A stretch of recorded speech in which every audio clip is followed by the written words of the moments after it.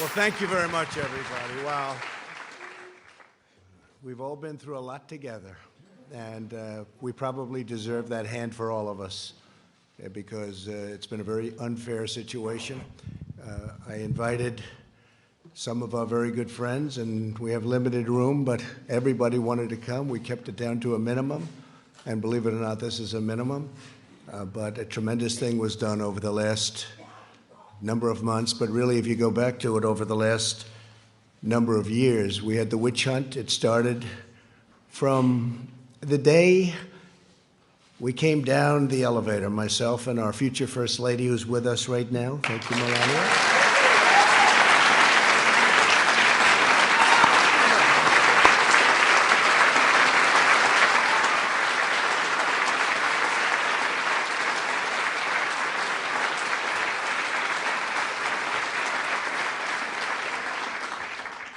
And it never really stopped.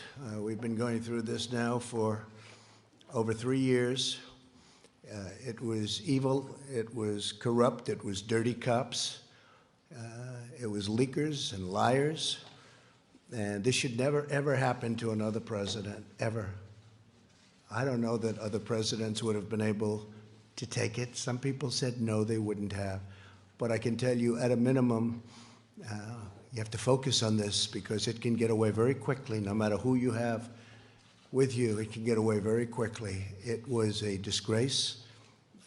Had I not fired James Comey, who was a disaster, by the way, it's possible I wouldn't even be standing here right now. We caught him in the act. Dirty cops, bad people. If this happened to President Obama, a lot of people would have been in jail for a long time already, many, many years. I want to start by thanking some of, and I call them friends, because, you know, you develop friendships and relationships when you're in battle and war, much more so than, gee, let's have a normal situation. With all that we've gone through, we've done, I think, more than any president and administration. And really, I say, for the most part, Republican congressmen, congresswomen, and Republican senators. We've done more than any administration in the first few years. You look at all of the things we've done. I watched this morning as they tried to take credit for the stock market from, think of that. Let me tell you, if we didn't win, the stock market would have crashed. And the market was going up a lot before the election because it was looking like we had a good chance to win. And then it went up tremendously from the time we won the election till the time we took office, which was November 8th to January 20th. And that's our credit. That's all our credit. And leading up to that point was our credit because there was hope.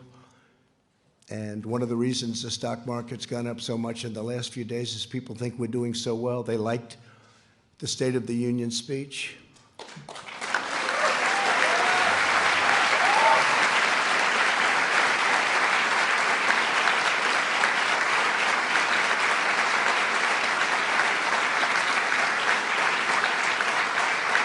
It really is. It's a true honor to give it. Making the State of the Union speech, I was with some people that have been around. They've been all over the world. And one of them said, highly sophisticated person, said, you know, no matter where you go in the world, it doesn't make any difference. There is nothing like what I witnessed tonight. The beauty, the majesty of the chamber, the power of the United States, the power of the people in this room. Really an amazing, even I don't think there is anything like that anywhere in the world. You can go to any other country, you can go to any other location, any other place. It's the beauty of everything. It's what it represents and how it represents our country. I want to start by introducing some of the people that are here. I know some are going to be left out, but they work so hard. And this is really not a news conference. It's not a speech. It's not anything. It's just we're sort of, it's a celebration because we have something that just worked out. I mean, it worked out. We went through hell unfairly, did nothing wrong. Did nothing wrong. I've done things wrong in my life, I will admit. Not purposely, but I've done things wrong. but this is what the end result is.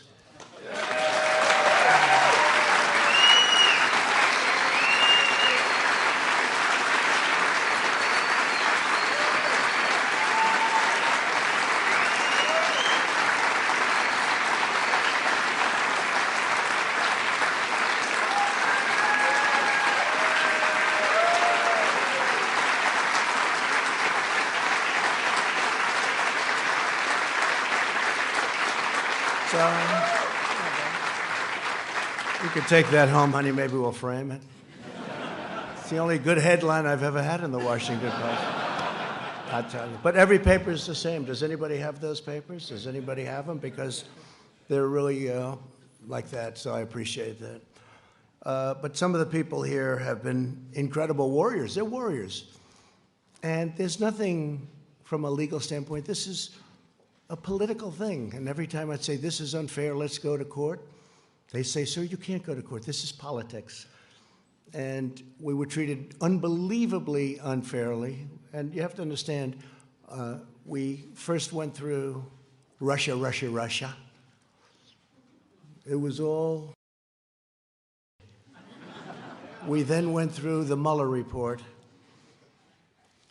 And they should have come back one day later. They didn't. They came back 2 years later, after lives were ruined, after people went bankrupt, after people lost all their money. People came to Washington to help other people. Bright-eyed and bushy-tailed, I say. They came, 1 or 2 or 3 people in particular, but many people. We had a rough campaign. It was nasty. It was one of the nastiest, they say. They say Andrew Jackson was always the nastiest campaign.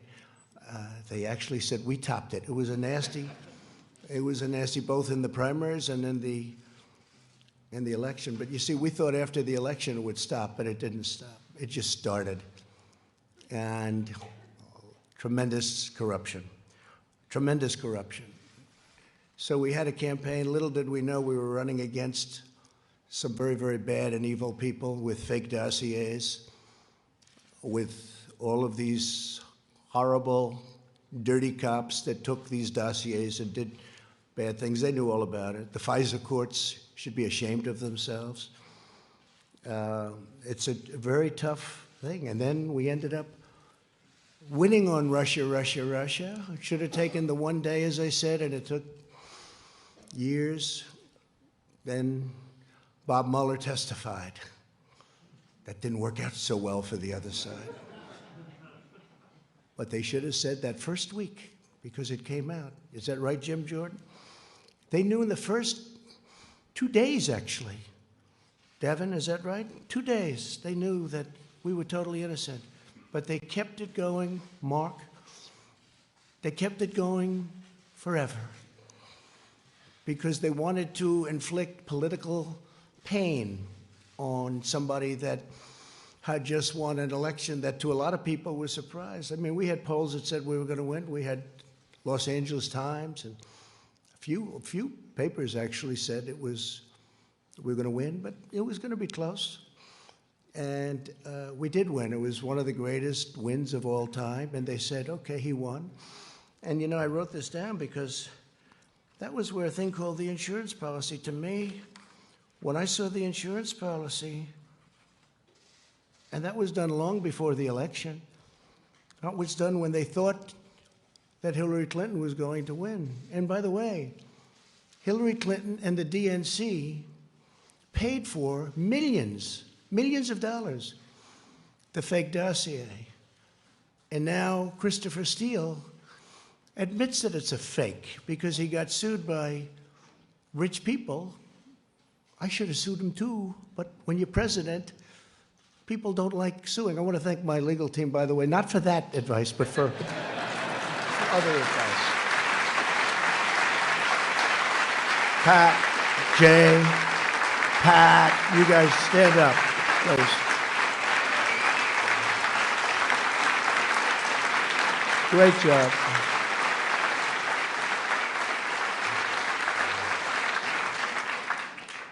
Right at the beginning, they said, sir, you have nothing to worry about. All of the facts are on your side. I said, you don't understand. That doesn't matter. That doesn't matter. And that was really true. They made up facts. A corrupt politician named Adam Schiff made up my statement to the Ukrainian president. He brought it out of thin air, just made it up. They say he's a screenwriter, a failed screenwriter. He tried to go into, unfortunately, he went into politics after that. Remember, he said the statement, which is a mob statement, "Don't call me, I'll call you." I didn't say that. Fortunately, for all of us here today and for our country, we had transcripts. We had transcribers, professional transcribers. Then they said, oh, well, maybe the transcription is not correct. But Lieutenant Colonel Vidbin and his twin brother, right? We had some people that really amazing. But we did everything. We said, what's wrong with it? Well, they didn't add this word or that. It didn't matter. I said, add it. They're probably wrong, but add it. So now everyone agrees that they were perfectly accurate. When you read those transcripts, Tim Scott, I don't know if Tim's here, but he said, sir, he's the first one to call me. Sir, I read the transcript. You did nothing wrong. And Mitch, he stayed there right from the beginning. He never changed. And Mitch McConnell, I want to tell you, you did a fantastic job.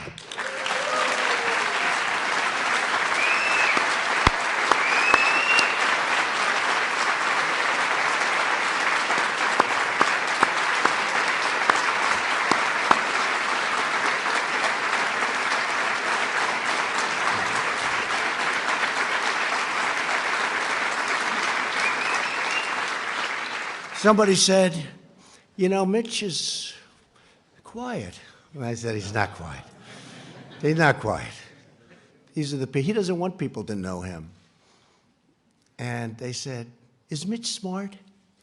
I said, well, let's put it this way.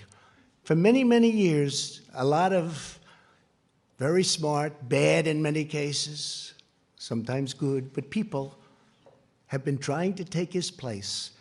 And to the best of my knowledge, I've never even heard the subject come up because they've been wiped out so fast.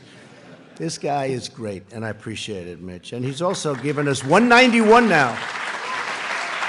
191 federal judges, 2 Supreme Court judges, right? We're up to 191. Yeah. Great guy. Great guy. He's a tough guy to read. I'm good at reading people. Tough guy to read, I'd call him. My wife would say, how'd you do with Mitch? I don't know. That's what makes him good, when you can read somebody. Fantastic job. And he understood right from this was crooked politics. This was crooked politics. How about all these people? They're running for office. They're saying the worst things about me, like 8 senators on the Democrat side. Most of them got wiped out. You know, they got their 1% or less. Most of them got less. They decided to go home. Let's go back to California. Let's go back to wherever they came from. Let's go back to New York. How about that one? Our New York Senator, Gillibrand. Let's go back to New York after they get nothing. And then they take an oath that they will be fair, that they will be reasonable, you know, all of the different things, and they had a sign. They're not fair, but here's the beauty. So we have 4 left. They're saying the most horrendous things about me. It's okay, it's politics. And then they're supposed to vote on me. They're trying to replace me, and then they're supposed to be voting. So I think it's incredible. But so Mitch, I want to thank you very much, incredible. And you have some of your folks here.